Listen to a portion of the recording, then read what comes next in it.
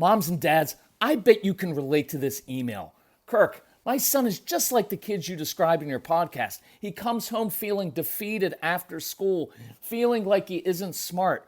But I got him Crunch Labs and he loves it. Building the new toy and watching Mark Rober makes him feel smart. And then he explains, talking a million miles a minute, like our kids do, all the cool science facts he's learned.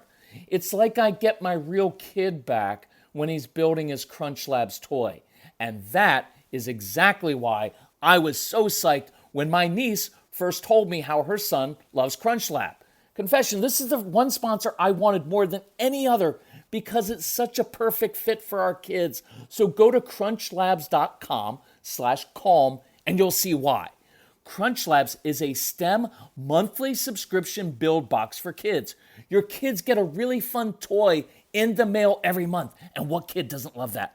And then they put it together by watching a step-by-step video from former NASA engineer Mark Rober, where he teaches all the cool physics that make the toy work. Mark's passion is helping kids think like engineers. And this helps your kids develop resilience and problem-solving skills while having a ton of fun. Get your kids something they will actually love, use, and look forward to getting all throughout the coming year. Build your child's confidence now. Visit crunchlabs.com/calm and get your kids Crunch Labs today. When you bring your child home for the first time, you want a baby monitor you can trust. When you choose Stork, you choose technology trusted to monitor 10 million babies in hospitals every year. Stork continuously tracks your baby's pulse rate, oxygen saturation, and temperature. Visit MassimoStork.com to learn more. Stork, a revolutionary baby monitor, is born. Stork is not a medical device. Read and understand all product labeling. Massimo data on file. So this is a short podcast for the guys out there who are like me, who struggle at times being a dad, being a husband. We tend to be very good at work, right? I can handle anything at the office. I walk through the front door of my home, and it's just hard. There's disorder there. There's stuff all over the floor. Things aren't like the way I want them to be. If you're an engineer or you have an engineering kind of brain, disorder messes with you and it irritates you. See, at the office, I can control everything to some extent, right? And when things go wrong, I know how to fix them. Again, if you're like a software engineer, your entire world is like zeros and ones. It's very binary. There's right and there's wrong. But when you get into human relationships, there are gray areas. And it's the gray areas where life exists and where things either blow up and escalate and fall apart, or where you learn to understand some nuance and you learn how to navigate those things. Because otherwise what you're going to do is come home every night and you're not going to be pleased because there's stuff all over the place. The kids haven't picked up. They don't always listen to you the first time.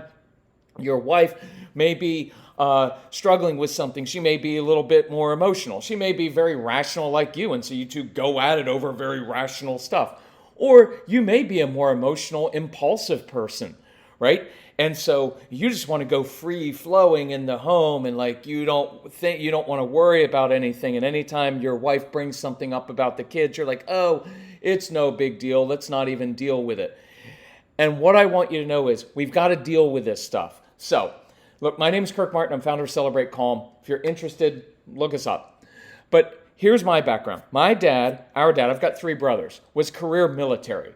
We grew up in a home where it was very rigid, where my dad used fear and intimidation was his primary discipline tool. It was my way or the highway. My dad had a terrible anger. He was a very scary man. And the truth is, we didn't respect our dad. We feared our dad. Right? Now, that works really well when you want to control other people's behavior. And for some of us, including myself, before I changed, that's just what I try to do. Well, if I just control everybody else's behavior, well, then I can watch what I'm really doing. What I'm really saying to my wife, to my kids is, I need you to behave so that I can actually behave. Otherwise, I'm going to lose my you-know-what. So, that's how I felt about my dad, that we feared him. So guess what? I didn't have a relationship with my dad, and neither did either of my 3 brothers. And the sad part of that is the reason that men want respect most of all. Now, some of it's selfish. We want respect because then we don't have to deal with the hard things in life. True? It's very true. Because it's a lot more convenient when everybody just does what we tell them to do, then I don't have to actually grow up or deal with anything. You just do what I told you to do, and life's very convenient. The deeper reason that we as men want respect is because we want to pass along our wisdom. We want to pass along a legacy. We know what it takes to be successful out in the real world. You've got to work for it, and you've got to scratch and claw, and you've got to be disciplined. And you don't see those qualities in your kids right now, unless they're playing video games in which they can concentrate and focus for hours at a time, but that doesn't count, right? And so we know what it takes, and we don't want our kids to make the same mistakes that we made, so we come down on them all the time. But watch what happens. I have no relationship with my dad, and guess what happened? We missed out on my dad's lifetime of wisdom, because he did have a lifetime of wisdom. He was born in 1923. His early years were spent during the Depression in the South. First person in his family to go to college, goes over to World War II in Europe, serves in the military, in military intelligence over in Germany. Interesting history and guy who'd seen a lot. But he didn't know how to communicate. He didn't know how to have relationships, and so we never got the benefit of that. Now, we did learn from my dad. We learned discipline, and we learned how to work hard. And that's awesome. And there's a good legacy there. But what we didn't learn was how to have human relationships. And I've talked to enough people. We've worked with about 1 million families. So I've worked with enough people to know, guys, some of you are losing your wife and your kids. And part of it is she can't trust you with her kids because there's nothing that a mom will ever love in life like she loves her children. She will never love you as much as she loves her kids. If it comes down to a choice between the two, adios, hubby, I can find another one, or it may be just easier to do it on my own. It's what we think sometimes. But she's not leaving her kids, right? And she can't trust you because when she leaves you with the kids, it tends to always escalate. There's always something because child disrespected me. Because we as men, we interpret everything as disrespect. And I'll just have to be blunt with you. You've got to stop that and grow up. Because we're men. I'm a man. I'm a grown-up. Oh, well, my child was speaking disrespectfully. What are you for? Right? I don't mean to be... I do mean to be a little bit tough with you, actually. I don't want to be flippant. But you got to grow up. Well, my child is... I know. I'm a grown man. I can take it. Right? My job is to lead my child. And I can show you how to deal with the disrespect. I don't put up with disrespect from my son. I'm not putting up with that. But I'm also not going to lose my stuff and get all upset and ruin the relationship because of my perceived disrespect or real disrespect. I can actually forge a deeper relationship despite that disrespect. Right? And I can show you how to do that sometime. But that's not the point of this. The other point I wanted to make in dealing with men is this, and in dealing with myself, I'm 55. You and I have issues from our childhood that we haven't dealt with. You're like, oh, that doesn't affect me. Yes, it does. You just don't know it yet. But it's driving so much of what you do. I just realized recently, when I get up in the middle of the night, I tiptoe. My son and I travel a lot for work. So we're in hotels all the time. He's like, Dad, you're like a ghost. And my wife is like, oh, you're like a ghost. Like, I don't hear you. What's that about? I'm like, I don't know. I'm just being respectful so I don't wake people up. You know what it really was? My dad, we lived in a split-level home with wooden floors that would creak. And if you got up in the middle of the night when you were a little kid to go to the bathroom and my dad heard it, you would hear that booming, angry voice, who's up? And it would scare you. It wasn't funny. It was scary when you're a little kid. So you know what you do? You run, you dive into your under the covers, and your heart's pounding because you don't want that anger from your dad coming at you at any time. So to this day, as a successful, grown, confident, competent man, I tiptoe at times because somewhere deep inside that brain, I don't want to make my dad angry. You have stuff that's there. Now, some of you, fortunately, great relationship with your dad, awesome. But many of you either didn't have a dad, parents got divorced, maybe your dad was an alcoholic, but you didn't have that relationship and you set out to prove yourself. And so you've built your business, you've built your corporate career, and you're successful. And what I want you to know is, good. Your dad would be proud of you if he could see you. And if he's alive now and he's not, he should be proud of you because you worked your butt off and you made sacrifices and you did part of this for your family. Now, don't hide behind that thing. Oh, I do everything for you guys. I work so hard for you. BS.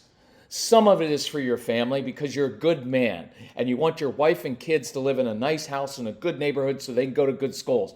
But you're not doing it all for them. You're doing a lot of it for you because that's what we do as men. And it feels really good to be successful. And it's one thing in life that many of us feel like we actually have some measure of control over. But I don't want you to lie to yourself and to your family of like, oh, I sacrifice everything for you. No, it's not. We're doing a lot of it for ourselves.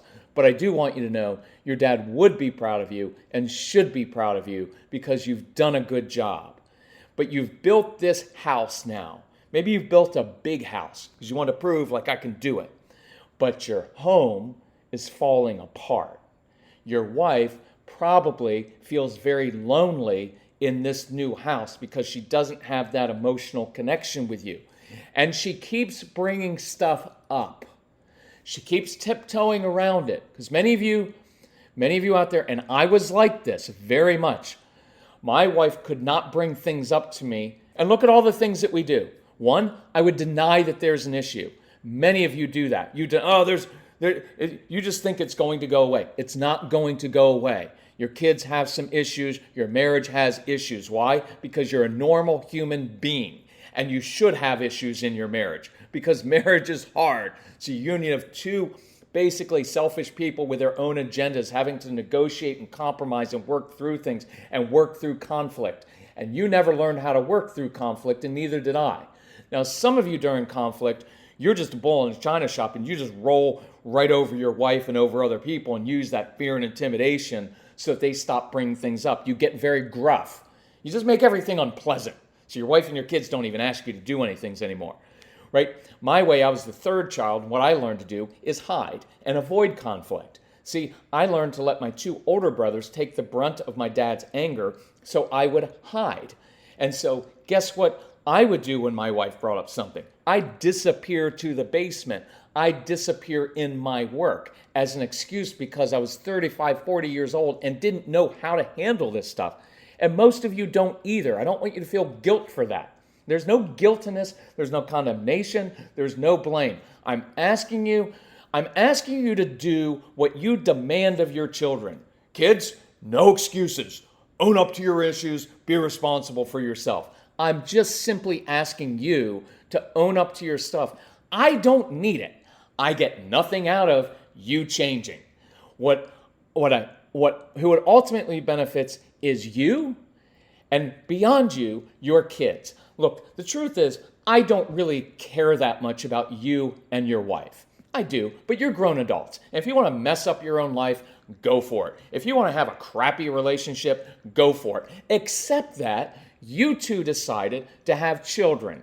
They didn't get to choose your immaturity, because that's what part of it is. They didn't get to choose your response. You do. You brought the kids into the world. You've got to step up now. You don't get to go off on all these 4-day weekends and all these different things that you want to do all the time when you have little kids. You don't get to do that because you have children now and you're responsible to them, right? And so that's why I want you to own up to this stuff. Now, as a human being, as a nice guy, I want good things for you, right? And I want good things for your wife and I want your marriage to work out. But what I really want is for your kids to grow up in a home where, one, it's very stable, where they feel secure, and where they get to watch two adults learn how to handle conflict so they don't have to repeat the same pattern.